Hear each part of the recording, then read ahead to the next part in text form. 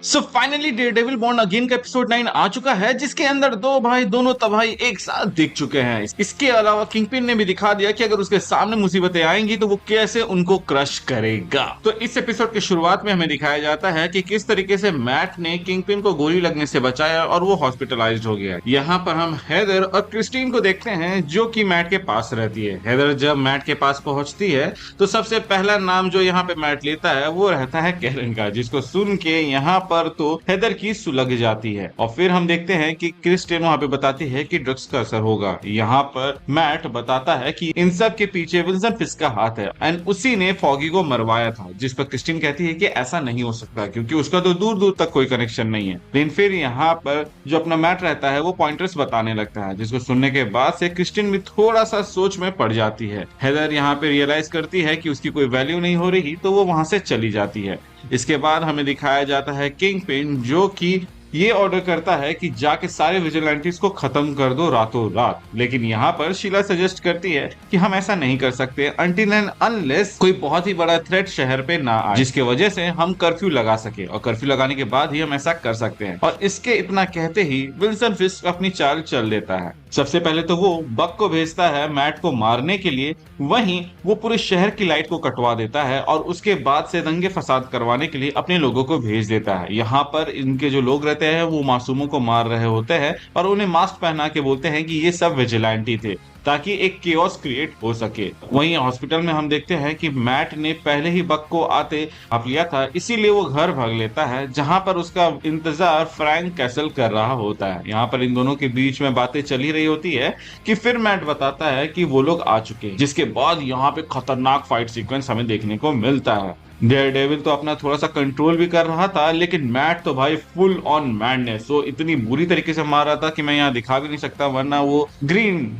Red हो जाएगा। यहाँ पर फ्रैंक एक बुलेट शेल को उठाता है जिससे पनिशर का लोगो बना हुआ रहता है और वो रेड यानी कि डेयरडेविल को कहता है कि इसी ने मारा था। यहाँ पे डेयरडेविल उस एक बंदे को पकड़ के टॉर्चर करते हुए कहता है कि क्या तुमने उसके मारा था या तुम्हारे लोगों ने। तो इस पर ये बंदा बोलता है कि मैं कुछ भी नहीं बताने वाला है, जो करना है कर लो। और फिर हम देखते हैं कि वहां पे किसी ने ग्रेनेड फेंक दिया जिसको पहले ही डेयरडेविल ने भाप लिया था और इसीलिए वो पनिशर को लेके उस बिल्डिंग से जंप मारता है। नीचे ये लोग एक कार पे लैंड करते हैं और तभी हम देखते हैं कि वहां पे एंट्री होती है हम सबकी प्यारी दुलारी कैरन की। फिर ये लोग फ्रैंक कैसल के रूम में जाते हैं जहां पर मरहम पट्टी चल रही होती है। वहीं दूसरी ओर हम देखते हैं कि विल्सन ने शीला को बुला के पूछा है कि मुझे मालूम है कि तुम्हें सब कुछ पता है, तुम्हें ये पता है कि कौन मेरे साथ है और कौन मेरे खिलाफ, तो बताओ और मेरी मदद करो। इसके बाद से शीला जब बाहर जाती है तो कमिश्नर गैलो उससे मदद मांगते हैं विल्सन फिस्क के अगेंस्ट। और यहाँ पर जो भी बातें होती हैं शीला उसको सुन लेती है और जाके विल्सन फिस्क को सुना देती है। इसके बाद हमें ये दिखाया जाता है कि गालो को एक ऐसी जगह ले जाया जाता है जहाँ पे विल्सन फिस्क और भी सारे लोगों के साथ था। ये वही लोग थे जो लोग विल्सन फिस्क से अग्री नहीं करते थे और इन्हीं के सामने यहाँ पे विल्सन फिस्क गालो को मार देता है बहुत ही बुरी तरीके से।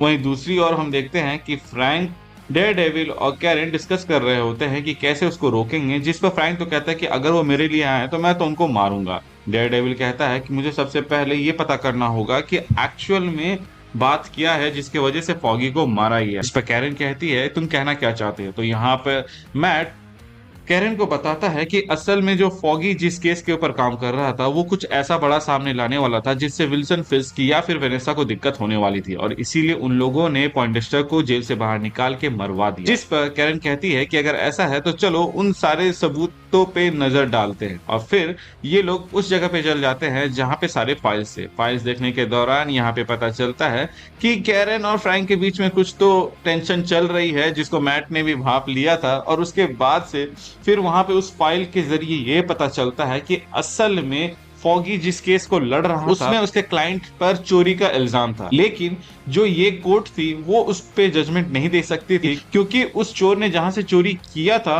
उसका जुरिडिक्शन यहाँ पर नहीं आता है। वो एक कोर्ट के नाम है जो किसी भी जुरिडिक्शन के अंदर नहीं आता और ये बात अगर सामने आ जाती तो वेनेसा के सारे काली करतूतें भी शायद तक सामने आ सकती थी और इसीलिए उसको वहां पे मरवा दिया गया।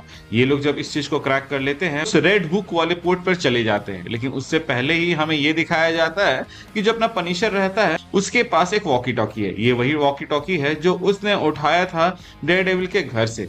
जो कि उन गुंडों का था। और यहीं से पता चलता है कि वो सारे गुंडे या फिर कहें वो anti vigilante squad red hook port पे जा रहे हैं असेंबल होने के लिए। तो वहां पे फ्रैंक जाता है और अकेले कईयों को कूट देता है, लेकिन यहाँ पर जो भीड़ रहती है वो भारी पड़ जाती है और फ्रैंक को बंदी बना लेती है। बंदी बनाने के बाद से वो कहती है कि हमें ज्वाइन कर लो, जो तुम करना चाहते हो वो कर सकते हो।